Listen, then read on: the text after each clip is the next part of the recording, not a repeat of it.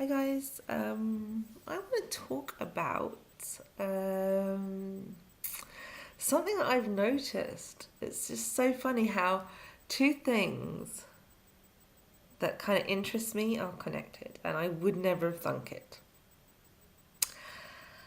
because they just seem so detached. But what is good is it actually explains stuff for me, and it helps me to get my head around things. So I don't know, maybe this will interest you, maybe this won't. Anyway, it's how religion is toxic.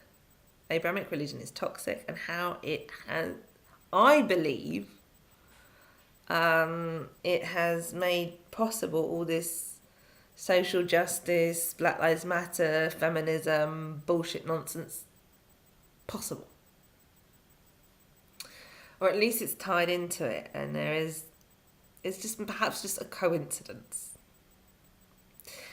Now, I was always taught in school, so mainstream, that we in the West live in a post-Christian society. Now, depends what you mean by post-Christian, really. Because the society that we live in was built by Christianity, more or less. The church, as in the Roman Catholic Church, the one that actually brought Christianity into the West, and did all this damage, has had so much influence for so long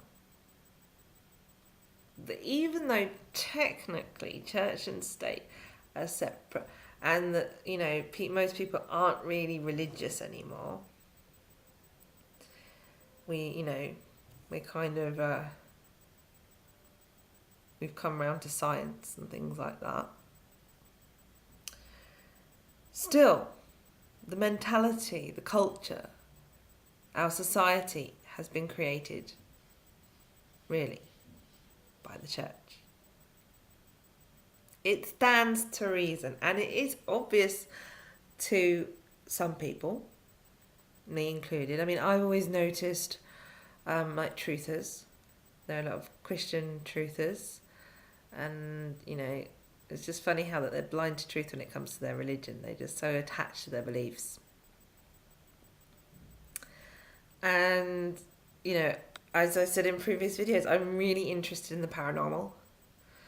And it just frustrates me how even when you think people aren't religious, they still look at it through their Christian goggles from a Christian standpoint.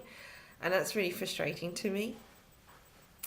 So yeah, even people who don't consider themselves Christian have a Christian outlook, a Christian way of seeing things, and they don't even realise it sometimes. But something that is very particular to Abrahamic religions and this in particular Christianity, because that's what I know about, and I'm sure of what I say here, is something that is referred to as like the glorification of suffering and of victimhood. And it's not that easy to see, to be honest, but it's still there. I mean, I read about this in John Lamb Lash's book, Not in His Image. I was like, yeah, I can tell that, yeah. I get it from the whole Christian thing, that the glorification of suffering, Jesus Christ who died for our sins, and then the fact of paying penance as well. There are things like, back in the day, again, I'm talking about the old Roman Catholic that sort of basically created the society and is behind all of this, not modern day Christians. Back in the day, they would flay themselves to try and pay off their sins. That's the reason why they burned heretics at the stake, thinking that if we burn them in this life, that'll pay off their sin, the sin of heresy, and they might not go to hell in the next. And even just to get your prayers answered, people would, at least I heard one example of that was Henry VIII, the English king, Henry VIII. His first wife, Catherine of Aragon, she couldn't give her husband a son, and she was not only praying for it the whole time, but she also wore a hair shirt underneath her robes, to scratch the skin, to physically suffer. So suffering was almost like a currency. It could get you brownie points with God, basically. And that notion of suffering's good, victimhood's good, we want victimhood, seems to be something that is at the heart of this social justice, feminism, Black Lives Matter, blah, blah, blah, blah, blah, blah, that crap, politically correct and all that. They seem to want to play the victims. They seem to want to make out that all the minorities are victims. And in doing so, they actually victimize the others and all those who don't agree with them. And yeah. It's like, I suffer, therefore I'm righteous. I'm a victim, therefore you must listen to me. You're not a victim, you're privileged.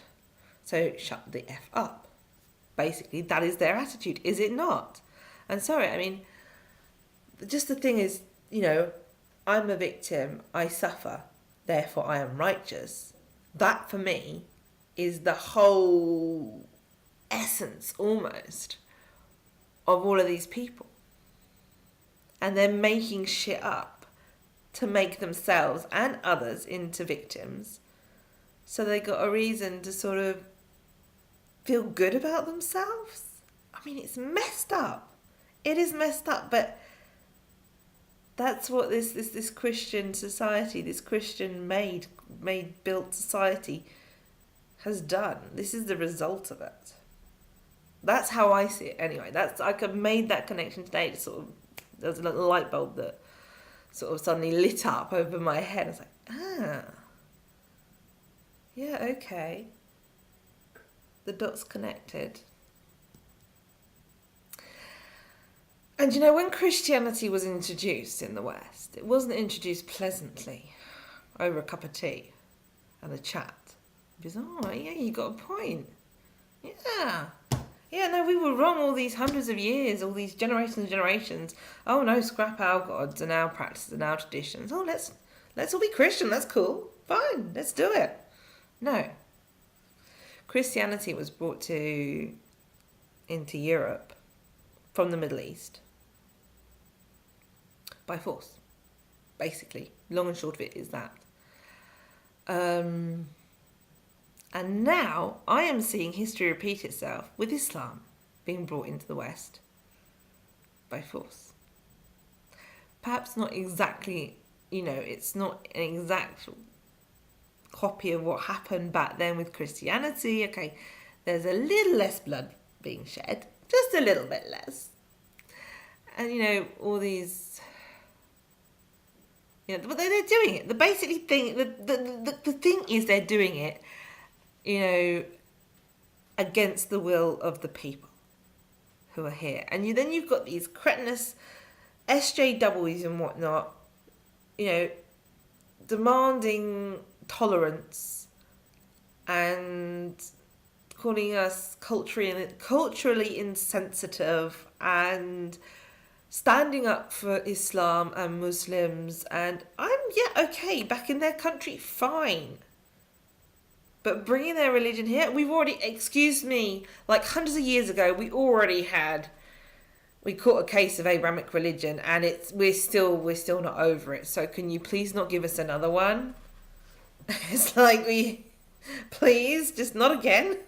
Can't we learn from history for once? And that's the kind of the irony, and perhaps that's just part of nature, the whole spiral nature of history going round and round and round over decreasing spirals.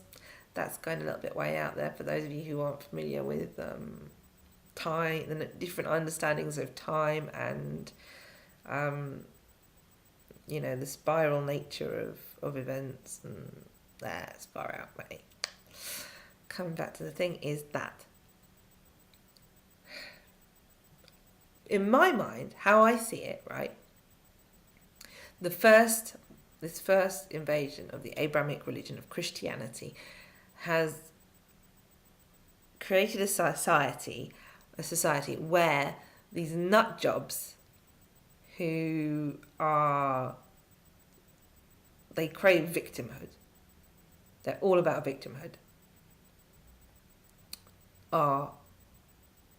They come about and they're encouraging the next wave of a toxic Abrahamic Middle Eastern religion,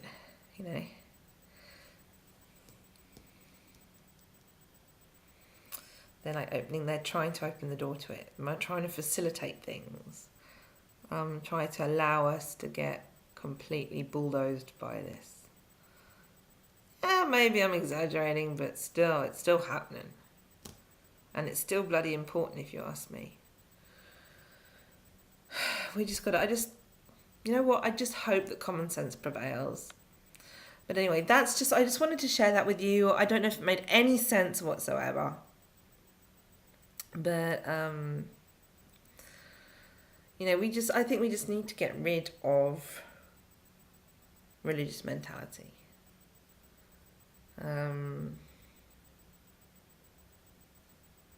I think it's toxic. It's fine. It's all very. I think that actually religion should be a private matter. I think spirituality in general is a very individual thing. It's a very private thing. And no.